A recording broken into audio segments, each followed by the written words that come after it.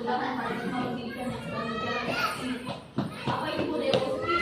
Budaya positif itu adalah kebiasaan-kebiasaan yang dilakukan di sekolah, mencakup sikap, perilaku, ataupun tutur kata oleh seluruh warga sekolah. Seluruh warga sekolah berarti termasuk guru, murid, dan juga orang tua.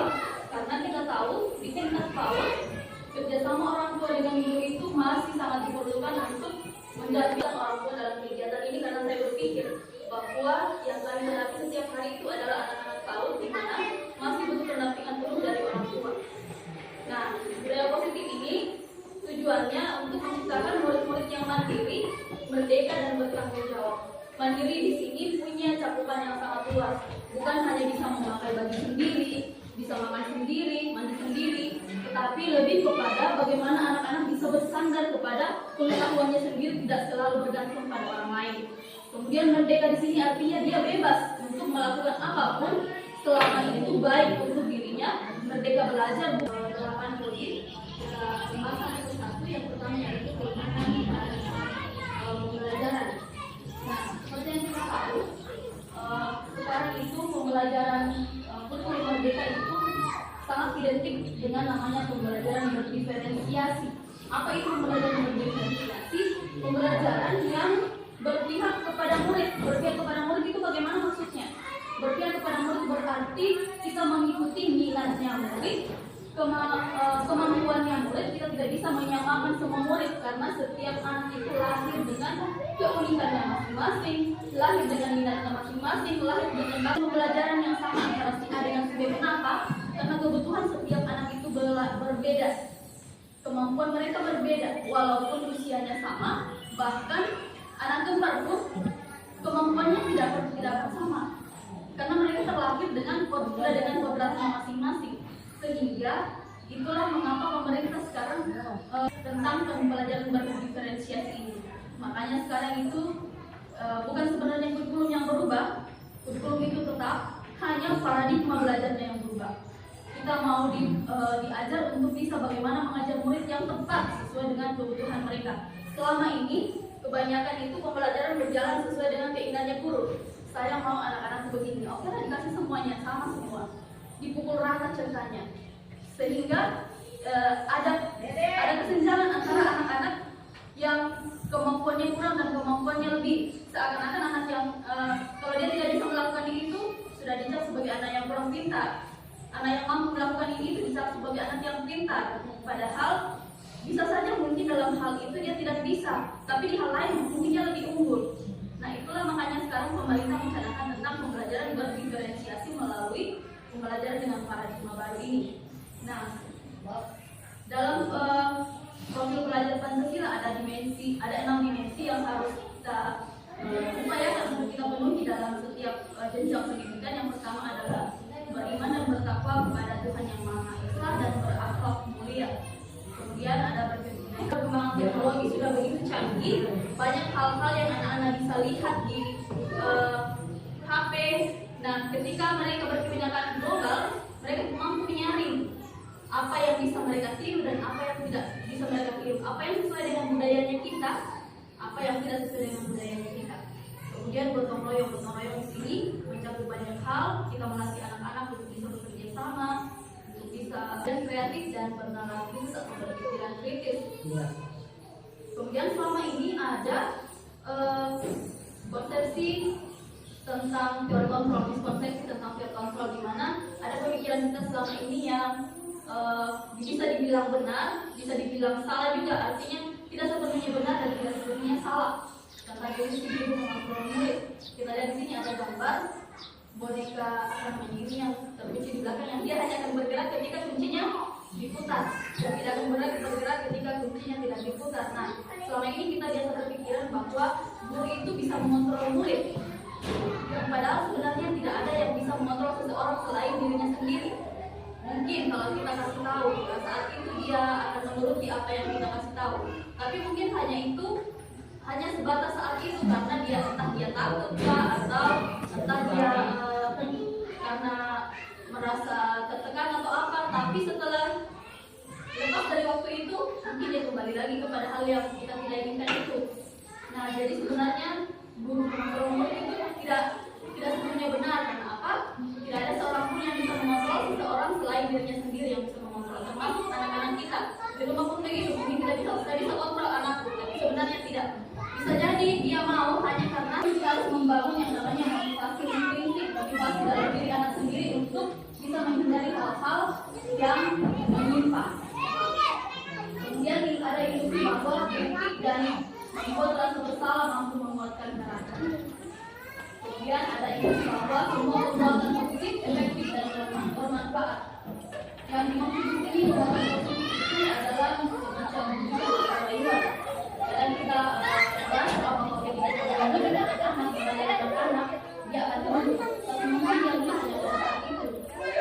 Setelah berikutnya kejadian berikutnya mungkin tidak lagi, mungkin kita harus melakukan hal yang sama lagi kalau dia bisa. Artinya dia ada lebih dewasa dari anak-anak, jadi kita disuruh paksa waktu yang kita mau bisa dilakukan oleh anak-anak. Sebenarnya kontrol seseorang selain dirinya sendiri. Nah, untuk bisa sampai pada posisi mengontrol yang baik, ada hal yang harus kita rubah dengan paradigma berpikir kita, cara kita berpikir. Nah, kita saat ini masih dalam stimulus respon. Kita harus memperbaiki dengan berpindah kepada seperti teori kontrol. Misalkan kita berpikiran bahwa kebutuhan kita itu sama, tapi dari teori kontrol mengatakan bahwa realitasnya itu sebenarnya kebutuhan kita semua manusia, kebutuhan anak-anak kita itu tidak ada yang sama, semuanya berbeda.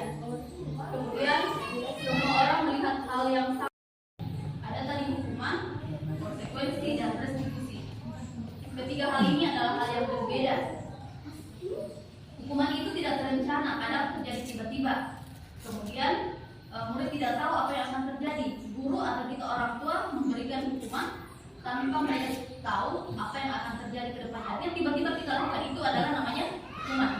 Tiba-tiba mereka sedang berbuat sesuatu terus salah menurut kita menghukum mereka, itu terjadi tiba-tiba tanpa mereka tahu, sehingga mereka artinya tidak dilibatkan untuk merencanakan hal itu terjadi. Bukan seperti itu yang kita mau lakukan di sekolah dan guru yang mandiri, merdeka dan bertanggung jawab, bukan hukuman yang harus kita berikan. Nah, hukuman itu bisa berupa hukuman fisik dan psikis. Yang bagaimana itu hukuman fisik? Hukuman fisik itu ketika kita memukul, menyentil, atau apapun yang kita berkaitan dengan fisik anak yang kita sentuh, itu namanya hukuman fisik. Hukuman psikis itu berarti kita menghukum anak melalui kata-kata. Jadi menghukum itu bukan sebatas memukul, ya. Harus kita pahami bersama bahwa menghukum itu bisa juga melalui kata-kata kasar kita. Itu adalah hukuman bagi anak-anak kita. Nah, bukan itu yang kita perlukan untuk membentuk anak-anak kita menjadi anak-anak yang mandiri, merdeka, apa yang sudah kita sepakati tadi. Tapi ini sebenarnya masih belum terlalu benar juga. Tidak sepenuhnya benar, tapi tidak sepenuhnya salah juga. Konsekuensi itu bisa melibatkan anak. Kalau kita misalkan kita tanya, dia melakukan sesuatu kesalahan, terus kita tanya, terus bagaimana sekarang? Kamu maunya bagaimana? Untuk perbaiki kesalahannya, bukan kita menentukan hukumannya, tapi kita bicara bersama, itu namanya konsekuensi. Itu masih tidak sepenuhnya benar juga, tidak sepenuhnya salah. Kemudian yang paling tepat untuk kita lakukan untuk membentuk anak-anak kita menjadi anak-anak yang mandiri, bertanggung jawab dan merdeka, yaitu namanya proses restitusi. Bagaimana itu proses restitusi? Ini bukan hanya bisa dilakukan di sekolah, tapi bisa juga kita lakukan di rumah bersama dengan anak-anak kita, yaitu menciptakan kondisi untuk memperbaiki kesalahan. Kemudian berkolaborasi, mengajarkan murid untuk mencari solusi sendiri. Artinya kita tidak langsung menghukum, tapi kita berdialog, berdiskusi dengan anak. Mereka memahami dulu apa kesalahan mereka. Sudah itu mereka sendiri yang kita tanya, kita ajar bagaimana cara mereka memperbaiki kesalahan mereka, dan mereka sendiri yang berinisiatif untuk memperbaikinya, bukan kita yang memaksa untuk memperbaiki. Itu namanya proses restitusi. Nah, kemudian dalam menjalankan proses itu ada 5 namanya posisi kontrol. Ada namanya penghukum. Penghukum ini orang yang suka ada suaranya tinggi, menghardik, menunjuk-nunjuk. Nah, apa hasilnya kalau kita seperti ini? Bukan hanya guru saja, guru di sekolah, orang tua di rumah, kalau sering menerapkan posisi kontrol menghukum, akan menghasilkan anak-anak yang menjadi pendiam. dendam dan agresif, dia malah akan membaik kita berperilaku yang tidak baik. Itu karena kita terlalu banyak menerapkan posisi kontrol, membuat merasa bersalah sama anak-anak saya di rumah. Saya tidak memukul mereka, tapi saya bicara pelan-pelan lembut, tapi saya berusaha mereka supaya mereka menyesal sekali sudah melakukan hal itu. Dan ternyata posisi itu juga salah, tidak bisa dilakukan. Kenapa? Karena ketika kita membuat anak-anak merasa menyesal, dia akan merasa menjadi orang yang gagal, kemudian rasa gagal ini terpendam menjadi rasa tertekan dalam dirinya, yang suatu saat kelak dia akan meledak.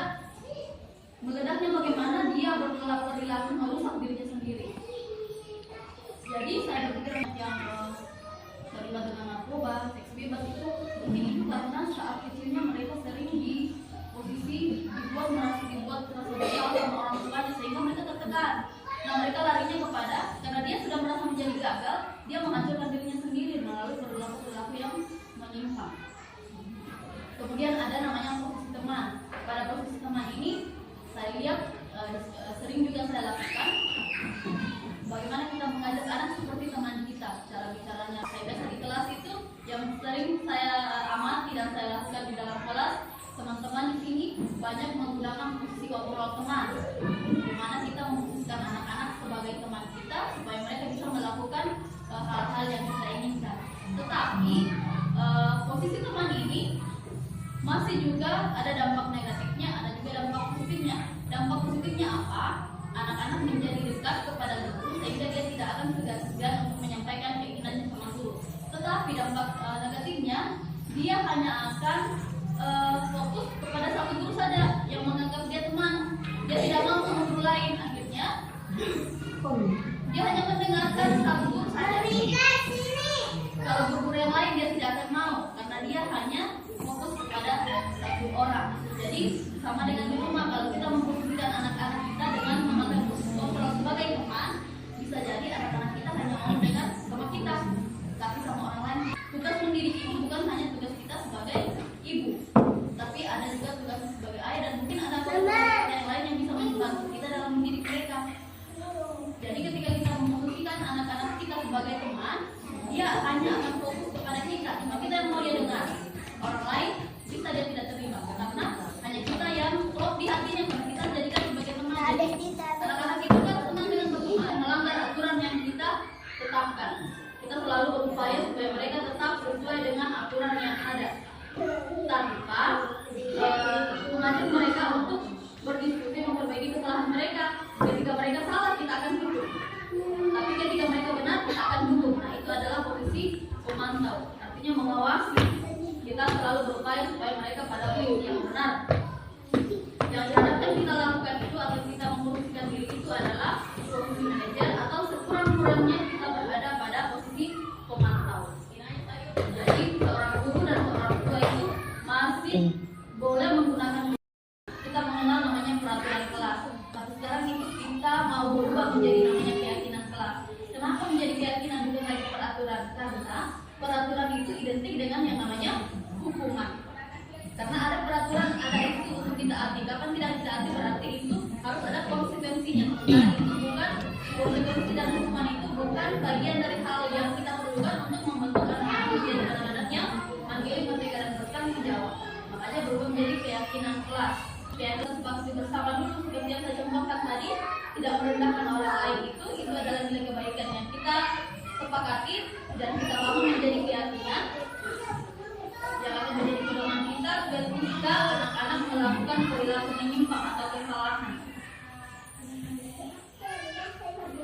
Nah, untuk teman-teman guru, ketika membentuk keyakinan kelas itu hanya berupa pernyataan universal. Kalau selama ini kita membuat aturan, misalkan tidak boleh berlari-lari dalam kelas, di depannya ada kata tidak itu berarti negatif. Anak-anak itu sering kalau kita sampaikan sesuatu ada kata negatif itu disebut oleh alam bawah sadarnya anak. Sehingga di rumah kalau kita mengingatkan anak-anak, usahakan menggunakan kata yang positif, karena itu akan terngiang-ngiang dalam pikirannya anak. Misalkan apa ya, tidak boleh makan sambil berdiri. Ketika anak-anak mendengar tidak boleh makan yang tersimpan itu di belakangnya makan berdiri. Seperti itu.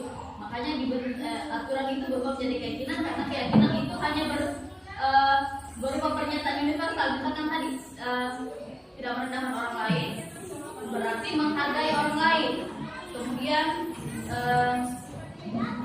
sedikit saja agar mudah diingat. Artinya tidak boleh terlalu banyak aturan dalam kelas.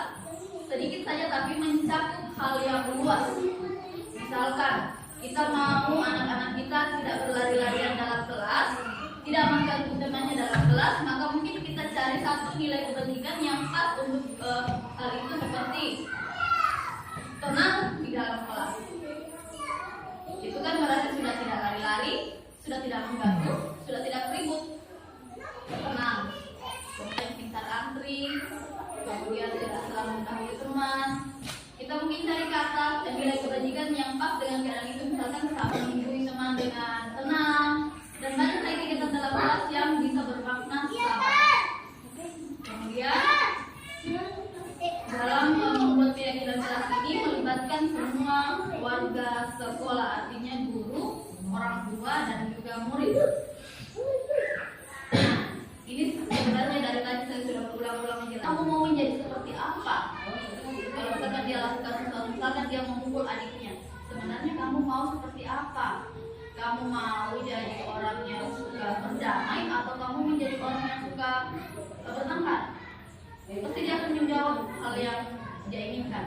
Nah, itu kita harus mengarahkan. Nah, kalau begitu berarti bagaimana harusnya kamu hukum dia? Kita salahkan dia dengan apa yang dia lakukan, tapi kita harus memahami kenapa dia berbuat itu, apa motivasinya, kemudian sosial yang baik di mana sebagai guru atau sebagai orang tua kita mampu merefleksikan sebagai among yang menuntut murid, seperti yang dikatakan oleh Ki Hajar Dewantara bahwa kita sebagai orang tua, kita sebagai guru bukan menuntut anak-anak kita untuk bisa melakukan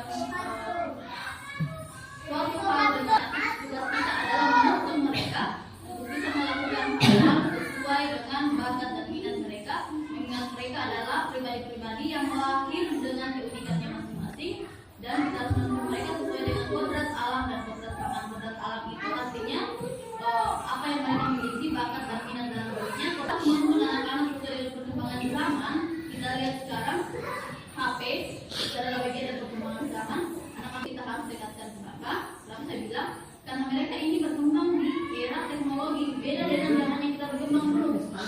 Kalau kita dulu mungkin kita baru bisa melihat televisi sebagai bagian dari perkembangan teknologi, tapi anak-anak sekarang HP yang paling dekat dengan mereka. Ada orang yang menerapkan bahwa tidak boleh memberikan kepada. Kalau bagi saya setelah saya belajar di ini, saya menyadari bahwa anak-anak tidak bisa kita pisahkan dari teknologi, tetapi kita sebagai orang tua harus tetap ada mengontrol. Kita mengontrol anak-anak dalam menggunakan IT karena memang mereka sedang berkembang di zaman IT. Coba ingat-ingat, kalau kita dulu zaman kita kecil, cita-cita kita kalau ditanya, tapi anak-anak sekarang kalau ditanya cita-citanya, saya yakin jarang yang seperti itu. Mungkin ada satu dua di zaman mereka, karena mereka memiliki sekarang. Tapi ketika mereka sudah naik di SD, pasti berubah cita-citanya. Saya ingat sekali waktu pengamatan kemarin, ada beberapa anak murid kita yang kita tidak paham apa cita-citanya. Setelah saya bercek setelah selesai kegiatan pengamatan, saya searching di Google, ternyata yang mereka maksud itu ternyata adalah gamer yang mereka suka live itu. Tapi saya tidak tahu istilahnya, dan itu mereka sebutkan saat saya tanya apa cita-citanya. Mereka sebutkan saya lupa apa istilahnya. Tapi kita pusing, termasuk anaknya Bu Litna, setiap hari kita tanya apa cita-citanya awan. Dia sebutkan apa itu dia sebut, apa itu tadi kita tanya mama, apa itu dia maksud awan. Dia tahu juga Bu Guru. Akhirnya saya pulang terjadi beban dalam pikiran saya, akhirnya di hari dipaksa ditulis cita-citanya polisi, mamanya yang tulis. Itu jadi polisi saja, bukan polisi. Nah, ditulislah polisi. Setelah saya pulang, saya searching di Google, saya bertemukan, oh ternyata kita harus mendukung anak-anak kita untuk bisa berkembang mengikuti teknologi, tapi dengan kata kunci bahwa kita tetap harus mendampingi mereka dan mengarahkan dengan baik supaya mereka tidak memanfaatkan teknologi untuk hal-hal yang buruk. Nah, salah satu yang bisa kita manfaatkan adalah dengan ini. Sekarang kan banyak YouTube Kids itu. Nah, di dalam itu kan kita ajar anak-anak membaca, kita ajar langsung dengan kita kasih HP dia belajar membaca, kita bukakan aplikasi belajar membaca di YouTube. Saya yakin lebih cepat dia belajar tahu, dia belajar di YouTube yang kita